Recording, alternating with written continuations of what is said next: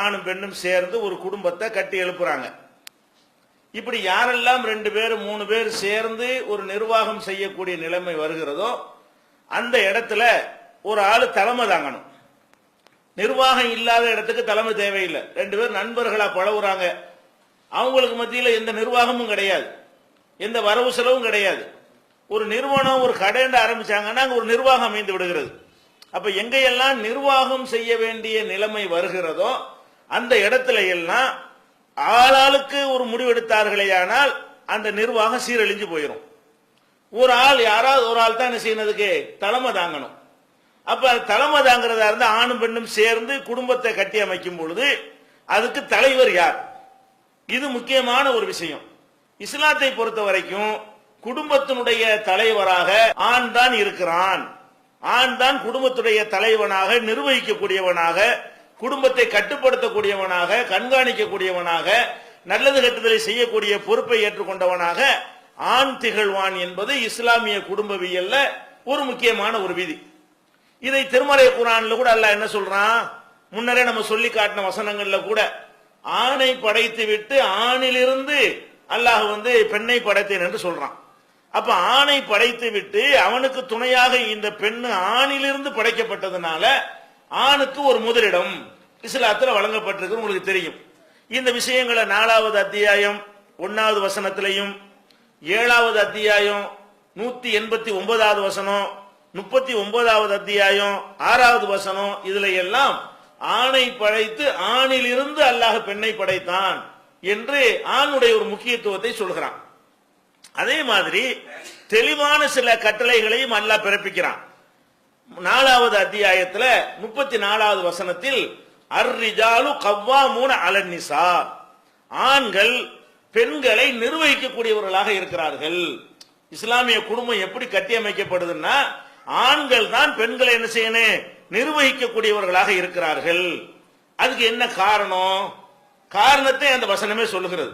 சும்மா ஒட்டையா நிர்வகிப்பார்கள் என்று சொல்லாம பிமா ஃபல்லல் அல்லாஹு பாலஹும் அலா பாலின், ஒருவரை விட ஒருவரை அல்லாஹ் சிறப்பித்திருக்கிறான். அதாவது பெண்களை விட ஆண்களுக்கு சில சிறப்பு தகுதிகளை அல்லாஹ் கொடுத்திருக்கிறான் என்ற காரணத்தினாலையும் ஒபிமா அன்ஃபகு மின் அம்வாலிஹிம், ஆண்கள் தங்களுடைய பொருளாதாரத்தை மனைவிமார்களுக்காக செலவிடுகிறார்கள் என்ற காரணத்தினாலையும் ஆண்கள் பெண்களை நிர்வகிக்கக்கூடியவர்களாக இருக்கிறார்கள். அப்ப ஆண்கள் பெண்களை நிர்வகிக்கிறதையும் அல்லாஹ் சொல்றான்.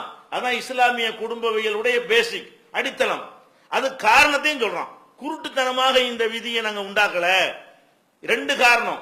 ஒன்னு ஆம்பளைக்கு தான் அந்த தகுதி இருக்குது, அந்த சிறப்பு ஆணுக்கு தான் அல்லாஹ் கொடுத்திருக்கிறான் என்பது ஒரு காரணம். அவனுடைய பொருளாதாரத்தில் தான் அந்த குடும்பம் இயங்குகிறது என்பது மற்றொரு காரணம். நல்லது கெட்டது எல்லா செலவுகளும் ஆண் மீது சுமத்தப்பட்டிருக்கிறது. பெண் மீது எந்த ஒரு பொருளாதார சுமையும் இஸ்லாத்தில் சுமத்தப்படவே இல்லை. அவளா விரும்பி செய்கிற விஷயங்கள் வேற. ஒரு பெண்ணு புருஷனுடைய நல்லது கெட்டதுக்கு பொறுப்பாளியா, குடும்பத்துடைய செலவுகளுக்கு ஒரு பொறுப்பாளியா, அவளுடைய சாப்பாட்டுக்கு ஒரு பொறுப்பாளி இல்ல.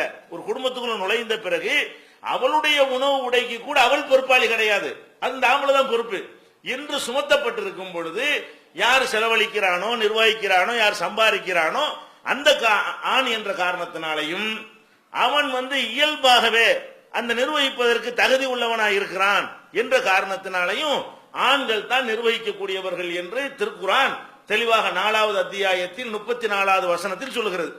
அதே மாதிரி இன்னொரு இடத்துல 2வது அத்தியாயத்தில் 228வது வசனத்தில் எல்லாம் சொல்றான், குடும்ப வாழ்க்கையில இஸ்லாமிய குடும்பவியல்ல ஆண்களுக்கு உரிமை இருக்கிறது, பெண்களுக்கும் உரிமை இருக்கிறது. ஆண்களுக்கும் கடமைகள் இருக்கிறது, பெண்களுக்கும் கடமைகள் இருக்கிறது. பெண்கள் அடிமையாகவும் ஆக்கிரல. அது ஒரு இடத்துல எல்லாம் சொல்றான். எப்படி? உலகுன்ன மிஸ்ருல்லதி அலைகின்ன, பெண்களுக்கு கடமைகள் இருப்பது போலவே உரிமைகளும் இருக்கின்றன. அவங்க ஒரே சேவை தான் செஞ்சுக்கணும்லாம் கிடையாது, அவங்களுக்கு புருஷன் செய்ய வேண்டிய விஷயங்களும் இருக்கிறது.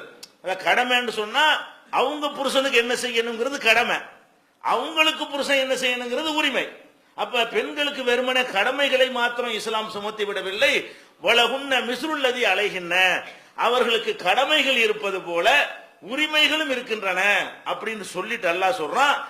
ஆனாலும் ஒளிர் ரிஜாலி அலைகின்ன தரஜா, ஒரு படி மேல ஆண்களுக்கு தகுதி இருக்கிறது அந்த அடுத்து எல்லாம் சொல்றான், உங்களுக்கு உரிமை எல்லாமே இருக்கிறது, ஆணுக்கு உரிமை பெண்ணுக்கு உரிமை, ஆணுக்கும் கடமை இருக்கு பெண்ணுக்கும் கடமை இருக்கிறது. ஆனாலும் பெண்களை விட ஆண்களுக்கு ஒரு தரஜா கூட இருக்கிறது, ஒரு படித்தரம் கூட அதிகமாகத்தான் இருக்கிறது அப்படின்னு சொல்லிட்டு அதுக்காண்டி மண்டக்கணம் வந்துடக்கூடாதுல. உனக்கு மேல நான் பெரியவன் அல்லாஹ் சேர்த்துக்கிறான். அல்லாஹு அசீசுன். ஆனா அல்லாஹ் நான் அனைத்தையும் மிகைத்தவன், நீ ஆம்புலன்னு உயர்ந்தவன் நினைச்சுக்கிறாத, பொம்பளையை விட ஒரு படி நீ மேலதான், ஆனா உனக்கு மேல நான் ஒருத்தர் இருக்கிறேன் அப்படிங்கறது அல்லாஹ் சேர்த்து அந்த 2வது அத்தியாயத்துல 228வது வசனத்தில் அல்லாஹ் சொல்லுகிறான்.